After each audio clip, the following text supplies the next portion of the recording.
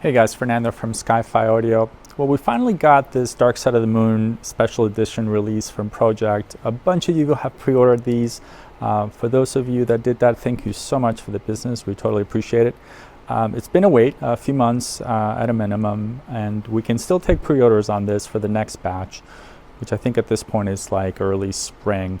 I finally got my hands on one, right? All the ones coming in have gone on almost immediately, so I was able to finally unbox one, so I thought I'd share this with you guys. Now the photos online are pretty terrible, so I really didn't know what to expect. I'd seen a ton of photos, and really there's a lot of glare, and it's a very difficult piece to photograph. So I thought I'd take this opportunity to, since I am calibrating this machine, to show you what it looks like in the flesh, or at least in the YouTube flesh. So I'm going to dive in. It's going to be 5-10 minutes. This is a quick video. So first thing to notice is the sort of dual layer plinth here. So we've got some sort of acrylic that's been probably back painted, sitting on top of some MFD board. The shape is obviously iconic with the Dark Side of the Moon prism, and the real aesthetic feature is the rainbow here, the light pattern, which is in fact backlit. I did not know that, and that's probably the coolest feature about this. I'm going to go ahead and dim the light so you can appreciate it a bit better.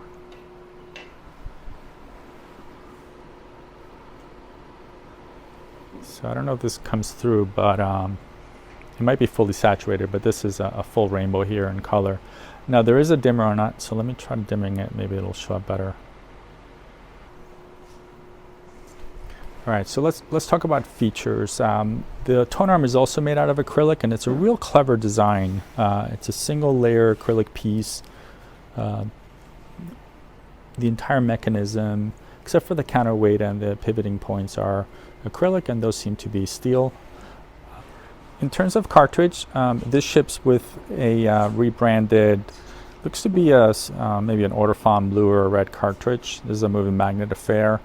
Entry level, but good. If your budget is at its max, this will work well. This particular client opted for a Sumiko Blue Point number 3, which is a great price performance ratio and the right category for this turntable. Now the Blue Point number 3 comes in both low output and high output. Both are moving coil cartridges, and so they'll work with most preamps. So if your preamp can only handle moving magnet, then you're going to opt for the high output, if not the low output. If you decide to buy this from us, and we certainly appreciate your business, we'll make sure you can configure to choose a different cartridge, or drop us an email. Let's talk about the features or controls. We've got a power cable here, a power switch here on the left side. It's a bit awkward. You kind of have to dig your finger in order to activate, turn it off. As you can see, I'm struggling with it, so that's a bit of a bummer. I guess if you kind of stick your finger in there, you can. So turning it on is easy, turning it off is a little harder, as it kind of gets recessed. On the bottom we've got a power switch here. I'm not sure you can make this out, but it's over here for the display. And then over here we've got the dimmer. So if you're in a really bright room, you can dim the rainbow feature. So you can just dial it in as much as you want. It uses a standard wall wart with both 110 and 220 adapters. It's a 15-volt DC power supply, and then it's got the output connectors here for both ground, left, and right. Taking a closer look at the tone arm, it's a pretty ingenious design. It's a single layer acrylic. It's probably been laser cut or router cut. It's got a hollow section to carry the cable. Actually, it looks like there's some sort of tube in there, probably reinforcement tube. I'm not sure if it's carbon or another material, but the same reinforcement tube carries the phono cables throughout. The bearing mechanism's made out of also acrylic. It seems like a machine piece. And then all the other parts are metal, just like the other Project tone arms. So I mentioned this is the anti-skate. It lets you dial in all the way up to 2.5 to match the tracking force of your cartridge. And the standard lifter here. Now, one of the cool things I like about it is the way the arm retention happens. It's actually with 2 magnets. You can see they're impregnated here into the acrylic. So it's got a really satisfying sort of like snap right at the end of its travel. which I kind of like. This is what keeps things from getting damaged. The platter is super cool. It's about a 1/2 inch, if not a little bit more, of glass. Got an aluminum sub bearing or sub platter with a typical belt. Now our speed options are both 33 and 45, but you're going to have to either reach in here carefully or just lift the platter straight up to do a speed change. A bit of a bummer, but I'm always glad to see it. A lot of turntables only have 33 capabilities, so even though this one takes a bit of effort to change to 45, which is probably rather infrequently for most listeners, that option is there. So that's it's a nice feature.